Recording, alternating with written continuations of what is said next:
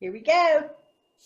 Hello, I'm Nancy Smith Mattox of WYTV7 Shine Your Light Radio Ministry, and I'm so excited for the interview that we have today. You're going to be so excited too. It is a message of hope and grace and everything good that can happen to you, no matter what you're going through. And I'm so excited. Without further ado, let's get started. We got a lot to discuss, but first I'd like to say that WYTV7 is a nonprofit. We do take donations, and you'd be surprised how far a $5 donation will go. We use our donations to WYTV7 to expand our broadcast of all the broadcasters all over the world. So it is an international show. We have millions of viewers, so it's very, very exciting. And with Shine Your Light, all I'm trying to do is to get my guests to shine their light out into the world. So I'm real excited about that. Our guest is Kaleem Nazim. He is formerly incarcerated, just gotten out of prison several months ago. So excited to talk to him. He has a lot to share with us today. So without further ado, let's get started. Mr. Kaleem, tell us about your story and your testimony a little bit. Well, first of all, my name is Kaleem Nazim, and I was incarcerated as a juvenile in 1990 for the crime of capital murder. And I was given a mandatory life without sentence and sentenced to the Arkansas Department of Corrections.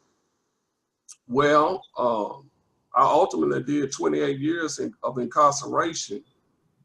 And what led to my freedom was in 2012, the United States Supreme Court, through the ruling of Miller versus Alabama, said it was unconstitutional to give a juvenile a stationary life without sentence. Ultimately, that led to my freedom. So I'm here today as a testimony to the undonable spirit of individuals, who are faced with such harsh sentences as juveniles, and also to speak on the age-appropriate sentencing that should be that should happen in our criminal justice system. I was released approximately 5 months ago, and as I said, the ruling was passed down in 2012, so it took 6 additional years for me to recapture my freedom. So I'm here today to speak on the injustices in the criminal justice system when it comes to juveniles and juvenile reform. So that's a little brush of my story. Well, that just sounds very intriguing. I'm really so proud of you that you are coming forward and that you do have a cause that you're talking about. I've really gotten involved with this a lot through a couple of organizations, and I'm really talking a lot about this in Arkansas. But of course, this will go out everywhere, all over the world. But juveniles in adult prisons, I just can't even imagine. How in the world do you have a chance to redeem yourself when you're in with adults? That just does not make sense to me. But how did you survive physically, mentally, and spiritually as a juvenile in the state of never living a normal life again free? How did you survive that?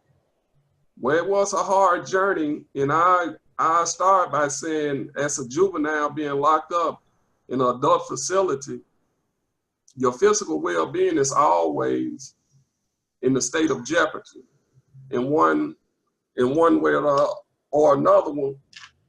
As far as your physical well-being is, and also from a position of being exploited sexually. But a lot of times what happens is when you're in these situations, when you come to prison as a juvenile, you're not at your full strength as a man or a human being. So this form of vulnerability leads to a lot of predatory behavior. But the only way that you can truly survive, and the only way I survived, is not so much as what I did, but by the compassion and empathy of others who are older than me, who took on me as a little brother, you know what I'm saying, and kind of protected me from them type of behaviors. when I first was incarcerated in Arkansas, the exploitation of younger guys was so prevalent throughout the system that the state of Arkansas in 1997 had to pass a law. They had to legislate a law called PREA, which is the Prison Rape Elimination Act, to curb down on such predatory behavior. So it was through the grace of God, but also through the compassion of others that I survived such ordeals. Now, a lot of guys who are incarcerated and formerly incarcerated won't admit this here, but we have to take in consideration and also changing the narrative of how prisoners are looked upon, as far as, being callous, incompassionate, and things of that nature there, because this is just fundamentally not true. A lot of times, the things that don't happen in prison are because of guys, who have a sense of compassion for the younger guys and the ones who are in vulnerable positions. That's how I survived on a physical level. My mental state at the time when I was incarcerated was real fragile. And what I mean by that there is, when I came to prison, when anyone comes to prison, it's a place that you really don't want to be. So at all costs, you want to escape. You want to escape physically, mentally, and spiritually. You don't want to be there. So there's a lot of escapism that goes along when you're incarcerated, from use and drugs and things of that nature there to acting out, where you become engulfed in prison lifestyles. But the thing is I guess you can say that when you have spent 28 years in prison, there's a maturation process to go along with that on all three levels, as far as your physical, your spiritual, and your mental. Yeah. Now, my maturation process came in the form of, I ran all the gamuts. As far as, I was in a state of vulnerability on my physical level. I was a real fragile on my mental level, and on my spiritual level, I came to the point where some of the years of my incarceration, I started doubting God. And what I mean by that there is like, why me? Why this here? Why am I going through such trials and tribulations? So, my spirituality had become weak. But like I say, it's a growth process to come in the form of all three stages, where I started, as I got older in my physical years and my physical strength as a man developed, I found myself in a position where I was the protector of those guys who came in at a young age, 15, 16, and 17 years old. When I see older guys, trying to prey up on them, I intervene in them type of situations. My mental stability became more strong when I started applying myself to new information, reading books. And then also, it was different organizations who came into the prison, like Compassion Works for All. There's a nonprofit organization who come into the prison who really allow guys not to forget about their humanity and remind guys, that they are loved in the world, and there's people actively working for the ending of their incarceration or the humane treatment while they're incarcerated. So, wow. Well, that helped a lot, and that is just super awesome that you took the role after you matured of helping other people and having compassion for them, because I believe that's a leadership role that has to happen, especially in prison, or really in any business. So, what do you think you could have prevented? What do you think could have prevented you from being exposed into the life that led you to becoming an incarcerated youth? How have you given any thought to that, on how you could have prevented this? Well, yes, ma'am. I have. In about 15 or 20 years ago, a woman named Miss Anna Cox, who used to come into the the prison system to minister, to the guys. She once asked me the question, what do I think I can tell myself, the younger version of me?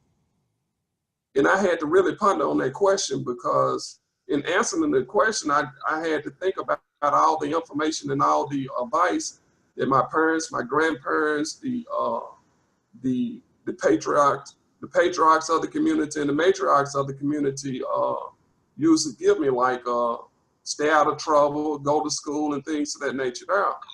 Now, when I was a youth, the guys that I used to listen to and I looked up to, they used to tell me the same thing, but the marked difference is that the advice that they gave me, they wasn't following it themselves. So in answering that question, I don't think it's really nothing that someone could have told me, but it's something that they could have did in the way of modeling good behavior and good conduct, living by the things that you are asking me to do. Now, I think what we should start doing is taking our kids outside of these impoverished communities. A lot of times, poverty, when you are in poverty, in a state of poverty, it's like you're living in this circumference where that you really can't see outside of your circumference. But a lot of times, if we start taking kids outside of these impoverished communities and exposing them to communities that are not so poverty stricken, that have people within these communities that look like you, that are being successful, not just entertainers or our Oprah Winfrey's of the world, but regular everyday individuals. I think that would make a marked impact on kids who are in impoverished communities, due to the fact they'll be able to see what upward mobility look like and what progress look like when you apply yourself. I never had the opportunity to see this when I was growing up, because I never did get the chance to get outside of my community. So I think in answering your question, what could have been done to prevent me from being exposed to the life that led to my incarceration is me being exposed to more productive ways of living, given an alternative way of living. Well, do you think that it's better now? And I know 28 years is a long time, but it seems that there's more groups and nonprofits that are trying to go into the impoverished neighborhoods and help. It seems like celebrities, ball players, things like that are trying to help too. But is it just not enough, do you believe? Or do you think we're making some progress? I mean, I've worked for a credit union for 25 years, and I went into impoverished neighborhoods all the time to help them with financial problems. I mean, I literally got in my car and went into the neighborhoods. So that's been going on. I've been retired for 15 years. So I did that for, that's for 40 years I was doing that. So, but what is it? I mean, how are we going to motivate more people to get into the impoverished neighborhoods to try to stop this? I think the people who are coming into the impoverished neighborhoods is good, but I think we need to also take on the principles that Jesus taught, as far as in the way of when you teach a man how to fish, you feed him for life. But when you give a man a fish, you just feed him for that particular moment. So it's a lot of things that people in the impoverished communities need to be educated to. And one of the big things I believe is the power of our votes. As far as, what I'm saying, know how to navigate the political system, know how to hold your different representatives accountable for your communities. Because a lot of things that's happening in impoverished communities, as far as, the way of crime, is because it's not so much as people have a propensity to commit crimes, but it's just the crimes of poverty. When a mother isn't being paid enough to feed her child or her kids, then, what I'm saying, she will resort to going to the local store and stealing out of the store. To me, these are crimes of poverty, because if she was paid enough, what I'm saying, a living wage, then you know what I'm saying, she wouldn't have to do this here. Absolutely, When people are living in substandard conditions, then you take no pride into that there. But if we can start, you know, fixing up our sidewalks, our recreational centers and things of that nature there, then you know what I'm saying, people have more pride in their neighborhood and be more accountable to them neighborhoods. But I think the thing that we need to start doing in low income communities is educating our communities on the power of the vote, on the political system, because this is where the money is allocated to. As far as, you know what I'm saying, once you know what you're entitled to, you can hold your representatives up under the fire. But until we start doing that there, then, you know, like you said, it's a lot of good organizations that come into impoverished communities. But impoverished communities also have to take responsibility and be given the tools to take responsibility for what's going on in our communities. Well, that, and it's a monetary thing too, if you think about it. Yes, ma'am. I mean, and the money comes from the top. And I'm not talking about more entitlement programs. I'm talking about help programs. And you talk about a mother that comes home, doesn't make enough money, even money for food, then these children are raised too, where they want the things that other people on the outside have. Shoes, clothes, watches, and that gets them on the path of you know, breaking the law. So it's a vicious circle that has got to stop. I mean, we have so many bright youths, and they just need some guidance and really they need money in the communities, and that's where the political activists really need to come in. Well, tell me a little bit about your support, your family support, and your friend support after you were out of prison.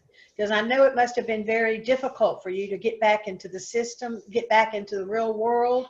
But you've done so well, and I'm very excited that you're on here sharing that. Did you have a lot of family support and friend support? Well, yes, I did. First of all, my wife has been very supportive. We have been married for 2 years now, but for 11 years, she supported me while I was incarcerated.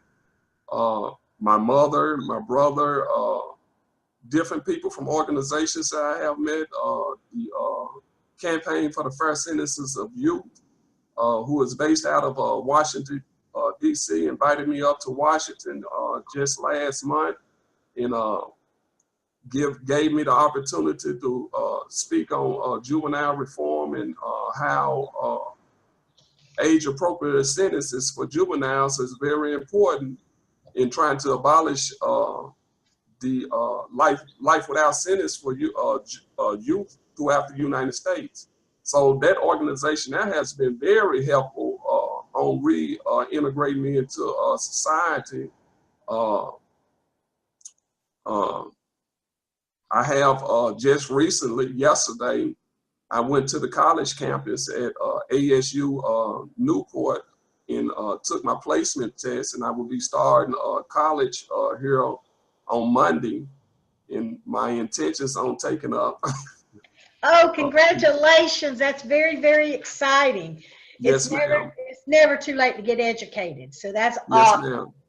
And that's just part of my 5-year program that I set for myself before I walked out of the doors of the institution. I said that I'm gonna give myself 5 years to do the things that I need to do on get my life established, you know, on solid ground. And one of those goals was to take up on heating and air, and because that's something that I feel that I would enjoy doing. So I have done that. I have registered. I got a chance to vote for the first time this year, and that was a pleasure. And I just been doing different speaking engagements too. Just last week I was down in West Memphis speaking to a forum on prison reform, and you know I just feel, you know, like a lot of the injustices that happen down in prison are because people really don't know. And the more that they know about their experience is the more that they can get involved and get active, because when it's all said and done, we are human beings and we are coming back to society. So a lot of times we need to ask ourselves, what are we sending back to society? Because a lot of times the conditions of prison worsen the individual instead of making them better. So we need to make our men and our women more healthy who are coming out of these institutions, because we want them to be healthy citizens. As someone who have done 28 years of prison, I thank God, and I give God all the glory of my rehabilitative process, due to the fact there really wasn't none offered down in the institutions.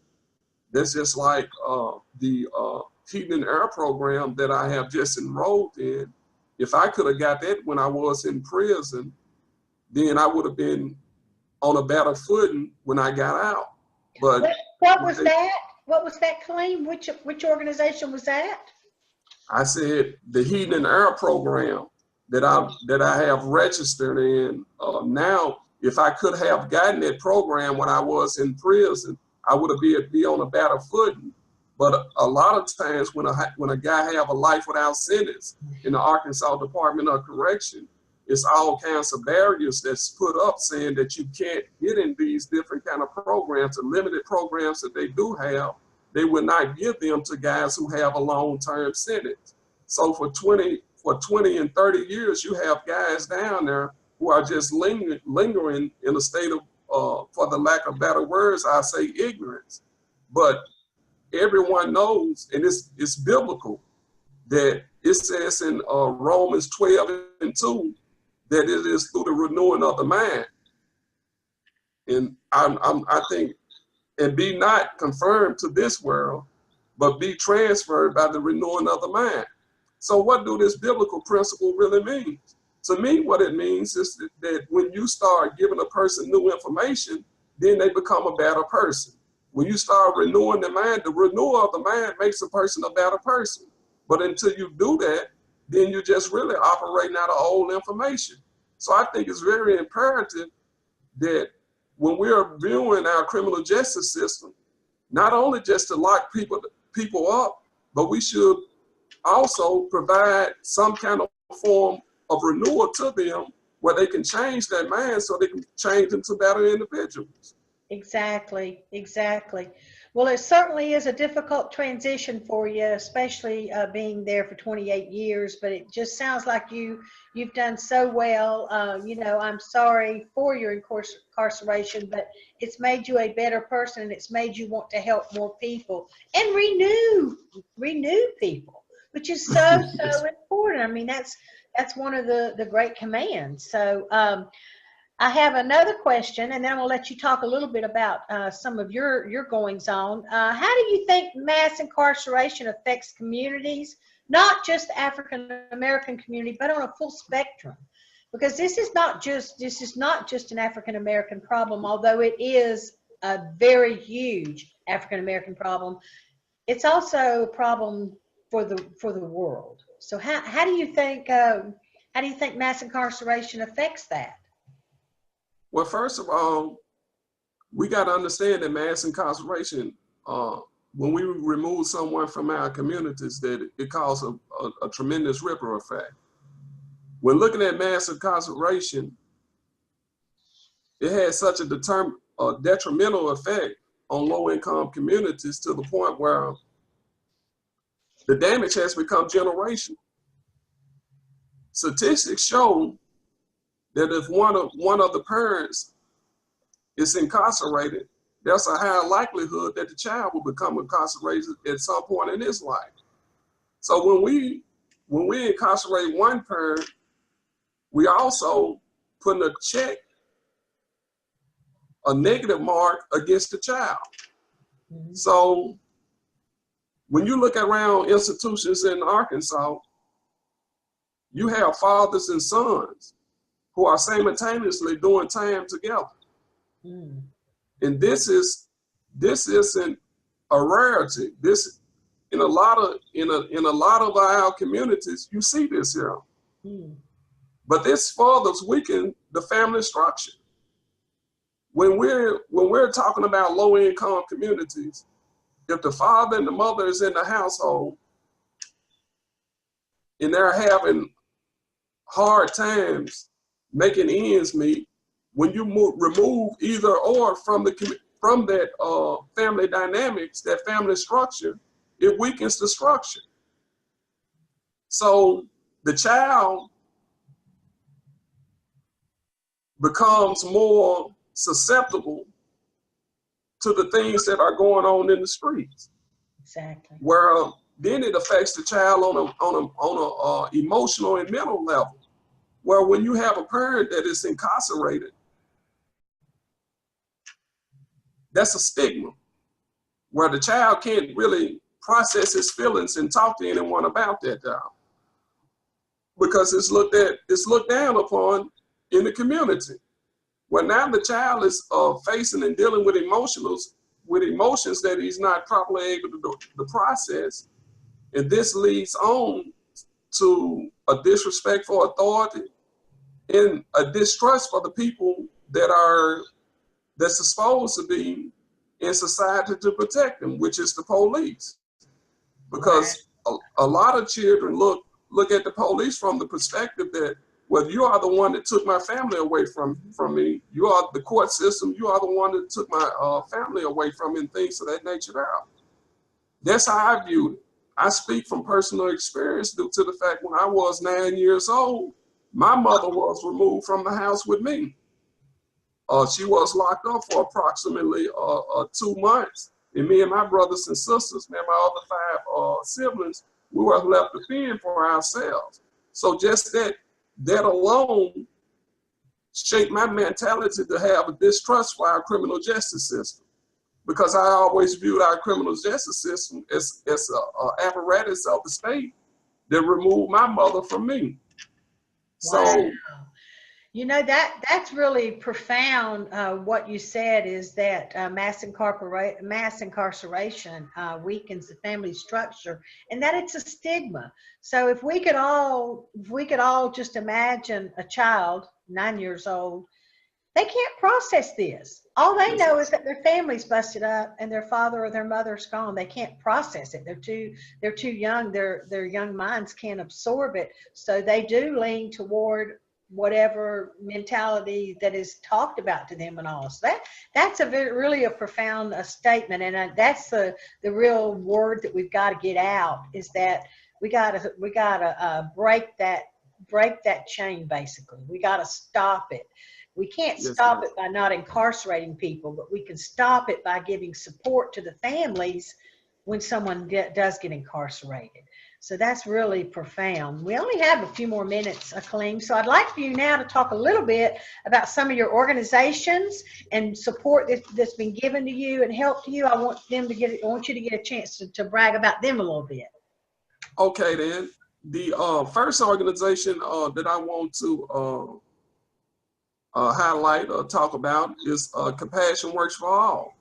Compassion Works for All is an organization for the last 25 years have been coming to the institutions to really uplift the individuals, let them know that they're human, and expounding compassion. Their website is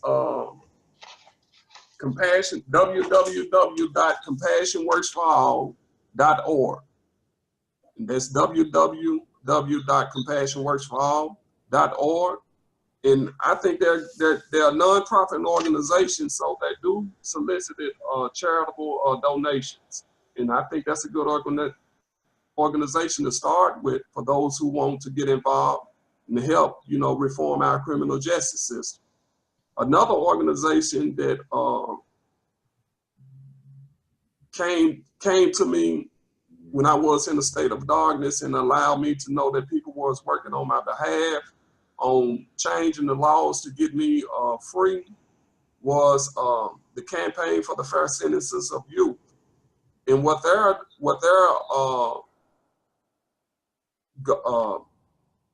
organization goals is to eliminate life without prison for juveniles throughout all 50 states. Because in the United States, we're the only country that give out juveniles life without sentences. So through their efforts, I'm a product of their efforts, you know, the campaign for the fair sentences of youth. And also, they have another branch that goes along with that. It's called ICANN, and it's Incarcerated Children's Advocates Network. And what that is, it's a group of formerly incarcerated individuals who are, you know, just doing the work to help, you know, in juvenile life without sentences. So these are two organizations: the Campaign for the Fair Sentences of Youth and Compassion Works for All. There are reputable organizations, and they are worth supporting. So it's many other organizations that came through the prisons, as far as, you know, the churches, and they do great work, but these are just the two that really had an indelible impression on me. So. Wow. Well, I thank you so much for that. I think we may try to put those web pages up, you know, as written during the interview, so people will understand.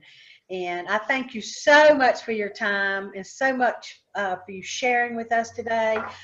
This broadcast is viewed internationally to several, you know, million people. So I'm really excited. I really want to get on the soapbox of juveniles in adult prisons. That's just, I mean, I can't even imagine. So my eyes are being opened every day by watching this and learning this, and I want to be a platform to help with that. So I thank you so much. You've been a pleasure. You've been so informative, and I hope that everyone enjoys this interview. Thank you so much. Thank you. It's been a pleasure. Shine your light, shine, shine, shine.